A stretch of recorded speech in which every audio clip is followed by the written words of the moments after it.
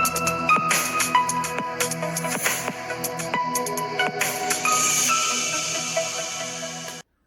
Friends, എല്ലാവർക്കും പറ്റിയൊരു പുതിയ വീഡിയോയിലേക്ക് സ്വാഗതം. It's me Akhil Satheesh and welcome to Akhil Satheesh world.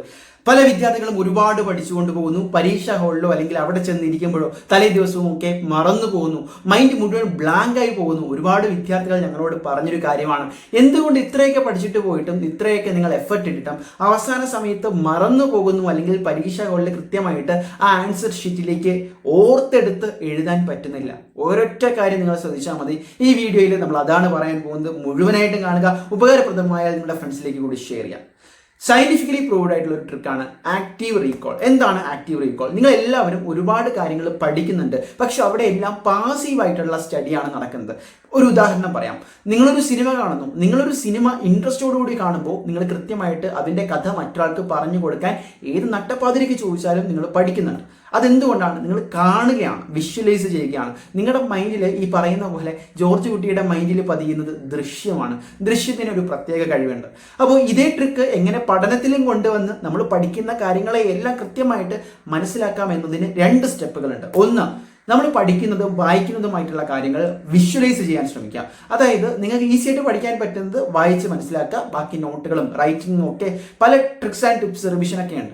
പക്ഷെ ഡിഫിക്കൽട്ടായിട്ട് മറന്നു പോകുമെന്ന് തോന്നുന്ന കാര്യങ്ങളെ കൃത്യമായിട്ട് ഒരു സ്റ്റോറി ടെല്ലിംഗ് മോഡലിൽ വിഷ്വലൈസ് ചെയ്ത് പഠിക്കാൻ ശ്രമിക്കുക. ഫോർ എക്സാമ്പിൾ, 1857 വിപ്ലവം നിങ്ങൾക്ക് SSLC-കാർക്ക് പഠിക്കാനുള്ളതാണ്. അത് കൃത്യമായിട്ടൊരു സ്റ്റോറി പോലെ വിഷ്വലൈസ് ചെയ്ത് പഠിച്ചു കഴിഞ്ഞാൽ എവിടെയെങ്കിലും മറന്നു പോയാലും അടുത്തൊരു പോയിന്റ് നിങ്ങളിലേക്ക് എത്തുകയും അത് കണ്ടിന്യൂ ചെയ്യാൻ പറ്റുകയും ചെയ്യും. ഇതേ കാര്യം പലതിലും ആപ്ലിക്കബിൾ ആണ്. ഫോർ എക്സാമ്പിൾ, നിങ്ങൾക്കൊരു ലോ അറിയില്ല, പക്ഷെ ആ ലോ അപ്ലൈ ചെയ്യുന്ന ഒരു ആപ്ലിക്കേഷന്റെ വിഷ്വലൈസ് ഫോം അറിയാം. ഇപ്പോൾ പാസ്കൽ ലോ തന്നെ, ഹൈഡ്രോളിക് ജോക്ക് നിങ്ങൾക്ക് അറിയാം. അപ്പോൾ അവിടെ എന്താണ് നടക്കുന്നത് എന്ന് ആലോചിച്ചിട്ട് ഈ ലോ സ്റ്റേറ്റ് ചെയ്താൽ മതി. ഇനി അതാണ് ഞാൻ പറയുന്നത് വിഷ്വലൈസേഷൻ. രണ്ടാമത് ആക്റ്റീവ് റീകോൾ എന്ന് പറയുന്ന ഒരു സംഭവമാണ്. അതായത് നിങ്ങൾ ഇനി എത്രയൊക്കെ പഠിച്ചാലും അത് റീകോൾ അല്ലെങ്കിൽ റിവൈസ് ചെയ്തില്ല എങ്കിൽ മറന്നു പോകും. എങ്ങനെ റീകോൾ ചെയ്യണം? ഒരു സാധനം പഠിച്ചിട്ട് അന്നേ ദിവസം തന്നെ റീകോൾ ചെയ്യണം എന്നുള്ളതാണ്.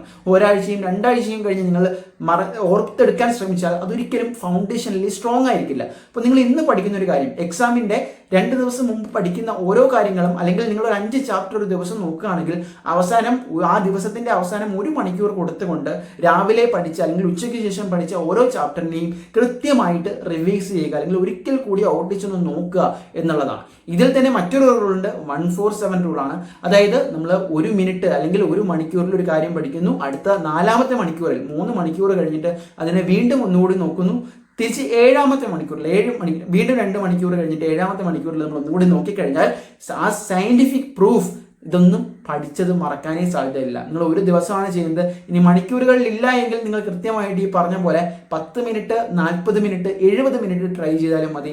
സിമെന്റഡ് ആയിട്ട്, കോൺക്രീറ്റഡ് ആയിട്ട് നിങ്ങളുടെ മുന്നിൽ ആ ഒരു മെമ്മറി പക്ക സ്ട്രോങ് ആയിട്ടിരിക്കും. ഒന്ന് ട്രൈ ചെയ്ത് നോക്കൂ. എന്തായാലും മറ്റൊരു വീഡിയോ ആയിട്ട് കാണാം. ഈ എക്സാം ടൈമിൽ ഉപകാരപ്രദമായാൽ തീർച്ചയായിട്ടും മറ്റുള്ളവരിലേക്ക് ഷെയർ ചെയ്യാനും ഈ വീഡിയോ ഹൈപ്പ് ചെയ്യാനും മറക്കരുത്.